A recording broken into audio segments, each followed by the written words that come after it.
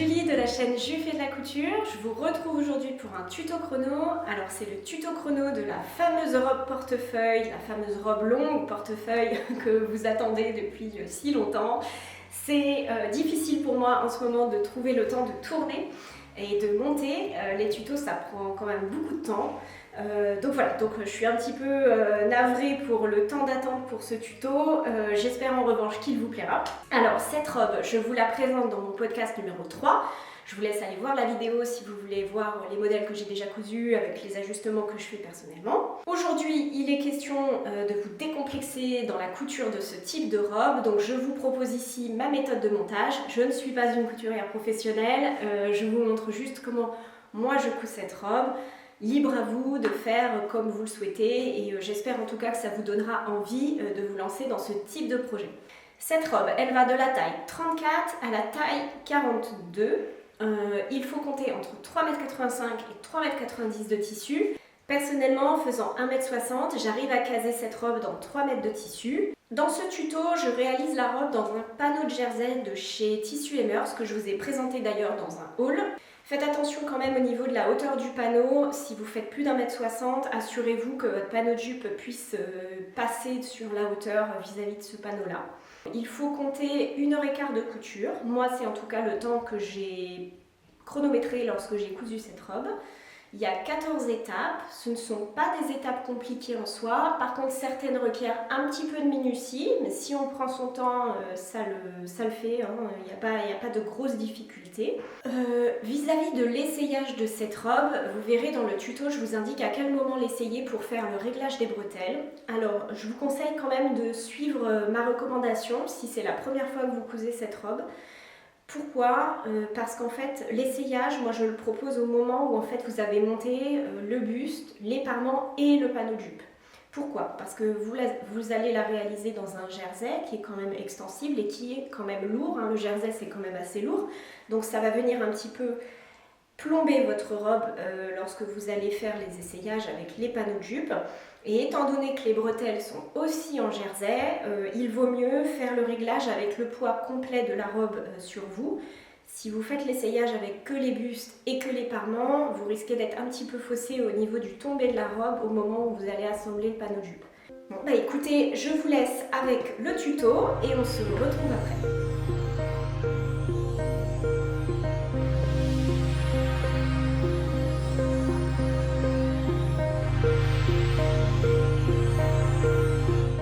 Pour la première étape de ce tuto, nous aurons besoin de la pièce 2 et de la pièce 1.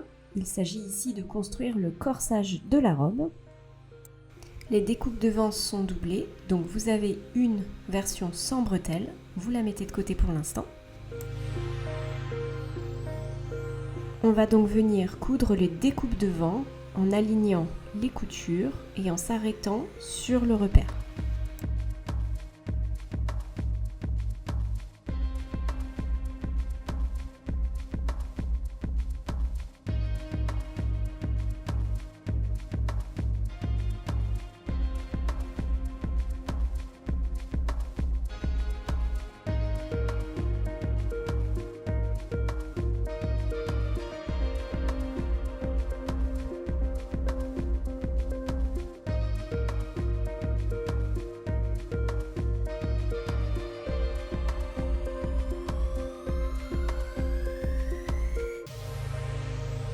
Voilà ce que ça donne. On répète l'opération sur l'autre corsage.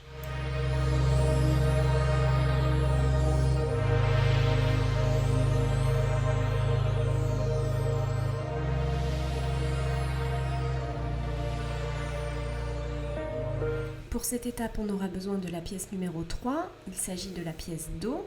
Elle y est 2 fois car elle est aussi doublée. On va venir ici aligner les repères 2 sur les repères 2. On va donc coudre les coutures latérales du corsage.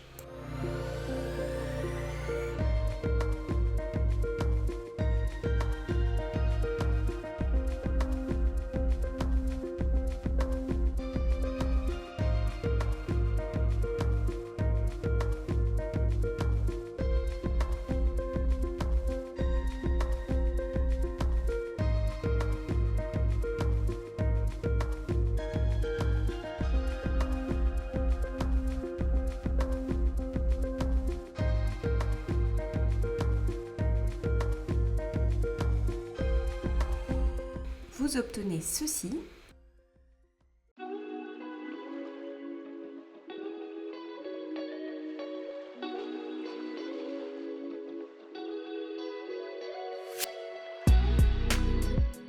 On va maintenant s'occuper du corsage intérieur, donc on vient prendre les découpes devant et on vient les superposer.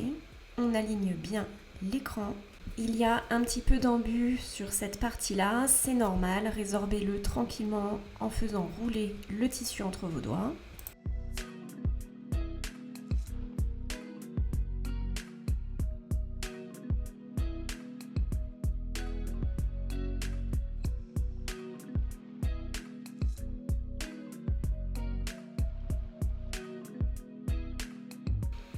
Nous avons donc ici les devants intérieurs de notre corsage. Et comme pour les corsages extérieurs, on va venir assembler le dos avec les devants en cousant les coutures latérales.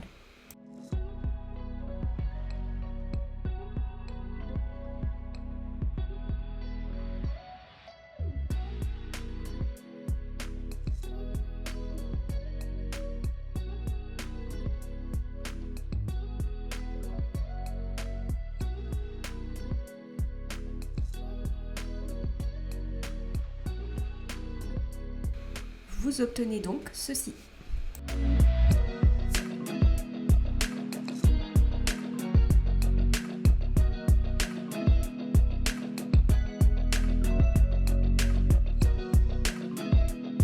Nous avons donc notre corsage intérieur sans les bretelles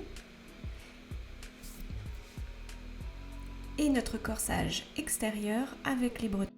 Nous allons superposer les deux corsages endroit sur endroit en commençant par aligner les milieux dos.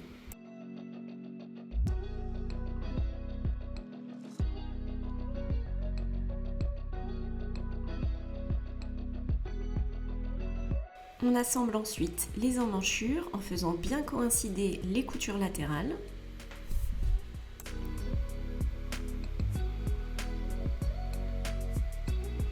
Sur les emmanchures comme sur les milieux devant, on va s'arrêter au niveau de la courbe de la bretelle. On vient maintenant superposer les milieux devant, on fait bien correspondre le cran de montage qui se trouve au milieu et là encore la couture, on l'arrêtera au milieu de la courbe de la bretelle.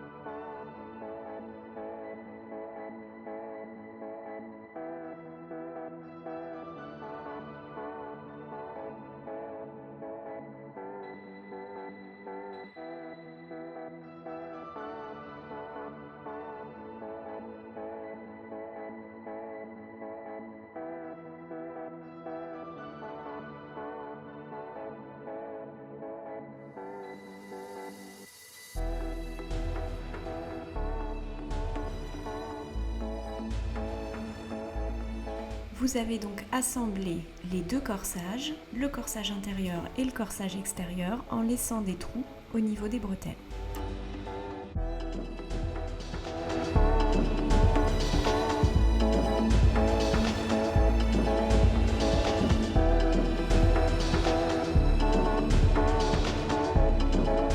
Maintenant venir sous-piquer la couture de montage. Pour cela, on couche les marges dans le corsage intérieur et on vient surpiquer à la machine à coudre au ras de la couture de montage.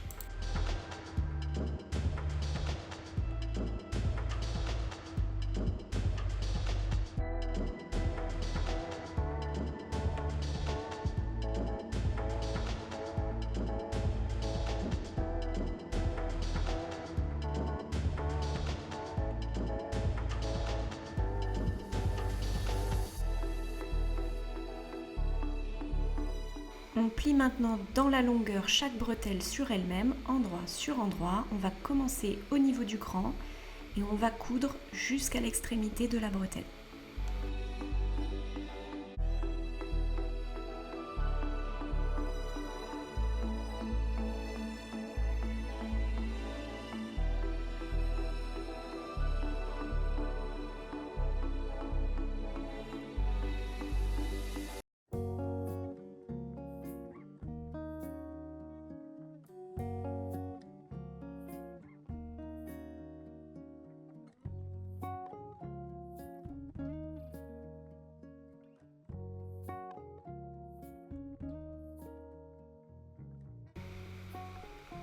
on obtient ceci.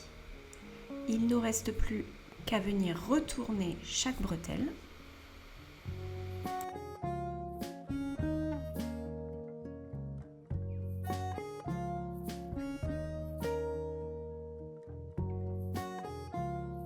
On vient ensuite passer les bretelles dans le trou pour qu'elles ressortent sur le devant du corsage et on va venir saisir les deux épaisseurs en passant notre main entre le corsage intérieur et le corsage extérieur. On fait coïncider les coutures et on va venir piquer de manière à fermer l'ouverture en faisant bien attention de ne pas piquer les bretelles lors de cette couture.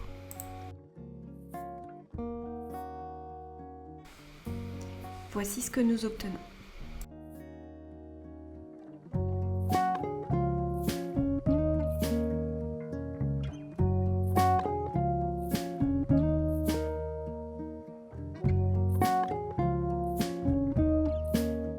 Pour coudre les parements, nous aurons besoin de la pièce 4 et 5. Elles sont toutes les deux en 2 exemplaires car le parement est aussi doublé.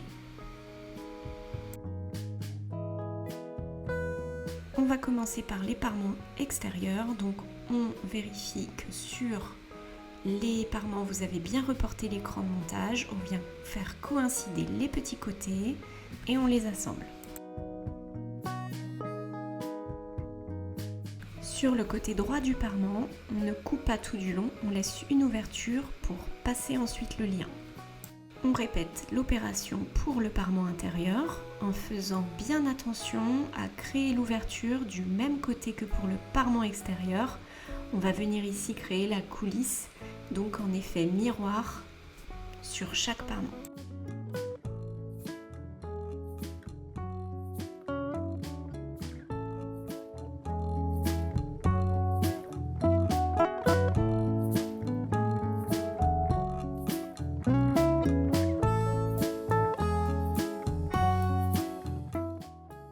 Les liens à nouer sont à décalquer directement sur votre tissu. Donc vous venez prendre votre pièce, vous la pliez dans la longueur sur elle-même et vous épinglez tout du long. On va donc coudre tout le grand côté tout du long et un petit côté. On laisse un côté ouvert.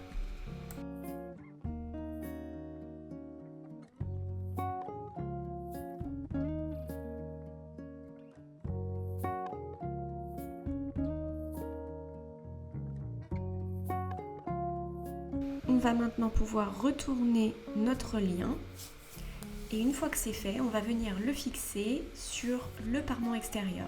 Donc pour ce faire, on vient aligner le côté qu'on a laissé ouvert du lien avec la couture d'assemblage vers le bas, on vient l'aligner au milieu du parement.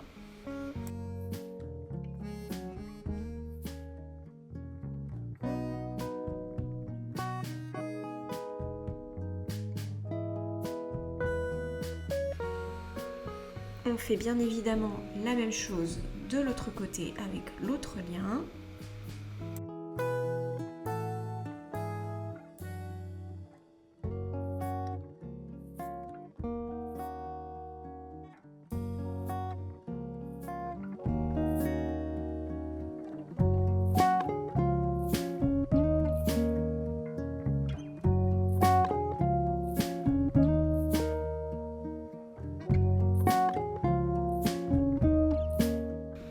Positionne le parement avec les liens que nous venons de coudre endroit sur endroit en faisant coïncider les coutures latérales avec la couture de montage des liens vers le haut du corsage. On fait bien coïncider tout l'écran de montage.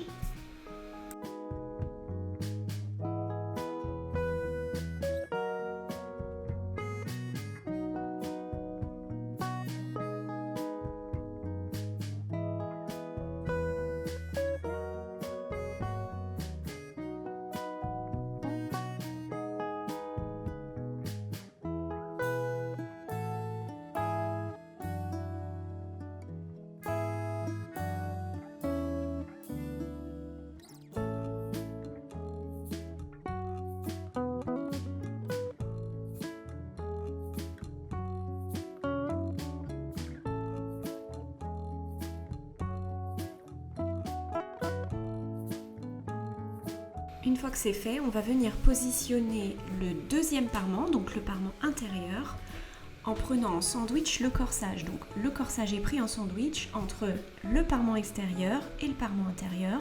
On fait bien attention que le trou de la coulisse pour les liens soit bien du même côté et on utilise les pinces qu'on a précédemment posées pour venir aligner toutes les épaisseurs.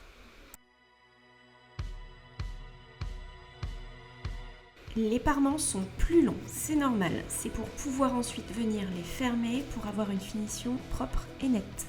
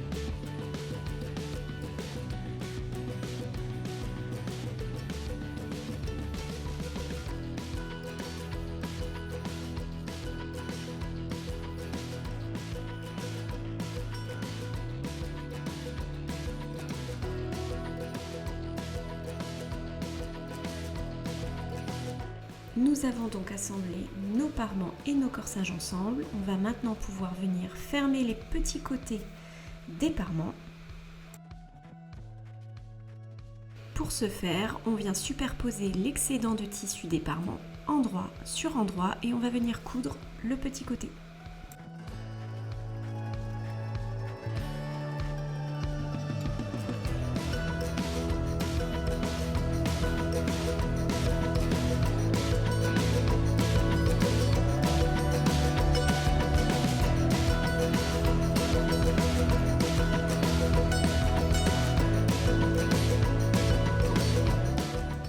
À ce stade, on va venir maintenant s'occuper de la jupe de la robe. On aura donc besoin de la pièce 7 et de la pièce 6 et on va venir les assembler en s'aidant des repères endroit sur endroit. On vient déplier le dos de la jupe et on va venir positionner le devant en alignant les coutures latérales en partant du haut jusqu'à l'ourlet de la robe.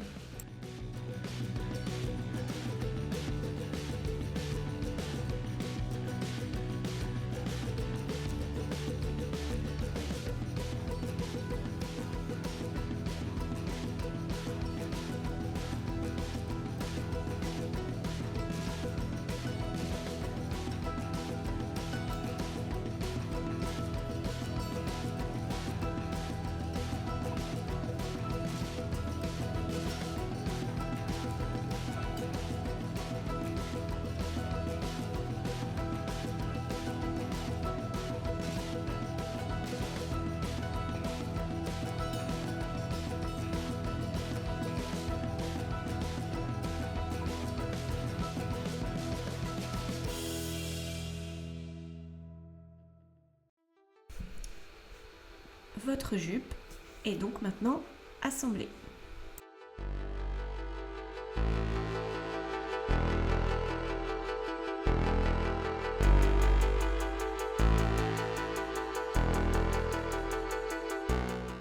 On va venir surjeter les bords devant et le bord inférieur de notre panneau de jupe.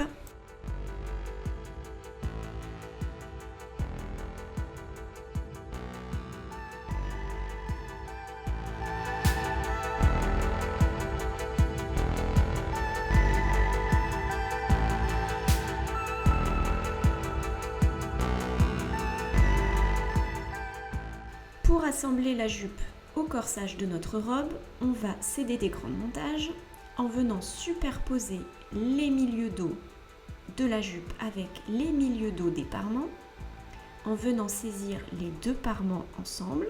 Donc on vient positionner les trois épaisseurs au niveau du milieu dos, on épingle. Ensuite, on vient positionner les coutures latérales des deux parements sur la couture latérale du panneau de jupe.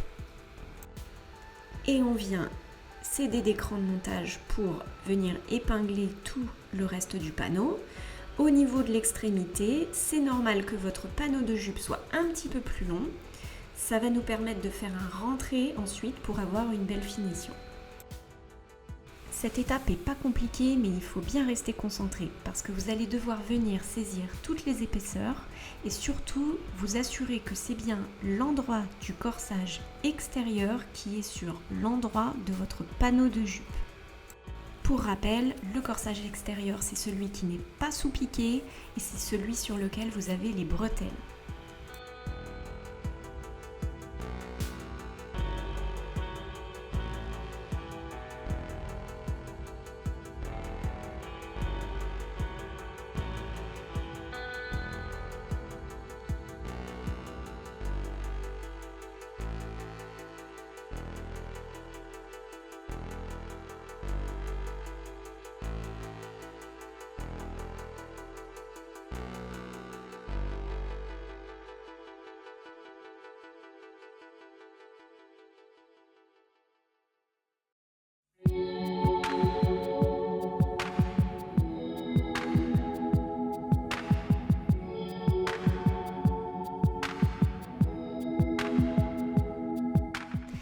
Ça commence à ressembler à une robe cette histoire. Vous pouvez maintenant venir essayer votre robe.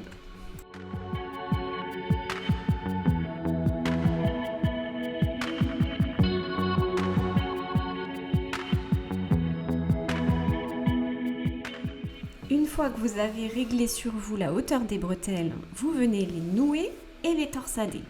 Et on va maintenant venir les passer entre les corsages d'eau. Donc les bretelles en fait sont saisies entre l'épaisseur des corsages d'eau. Avec vos doigts, vous venez donc rentrer le tissu au niveau des corsages de manière à ce qu'il soit vers l'intérieur, donc entre les deux épaisseurs, et vous venez passer les bretelles dans le trou, comme ceci.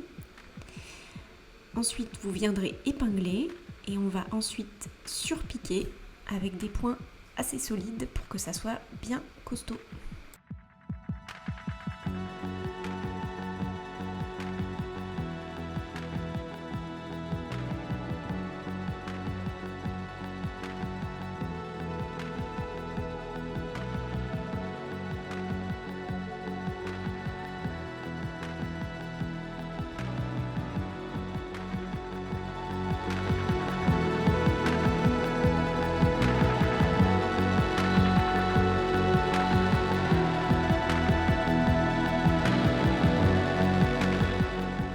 Allez, c'est presque fini. On va maintenant venir faire la finition du panneau de jupe. Donc, souvenez-vous, le panneau de jupe était un petit peu plus long. C'est normal. On vient replier l'excédent de tissu sur l'envers du tissu et on va surpiquer tout du long pour avoir une belle finition. Il est temps maintenant de faire l'ourlet du bas de la robe. Donc là, à vous de voir si vous voulez faire un ourlet rouloté. Moi, personnellement, je fais un simple rentré que je surpique à 2 cm. Après, libre à vous de faire la finition qui vous plaît.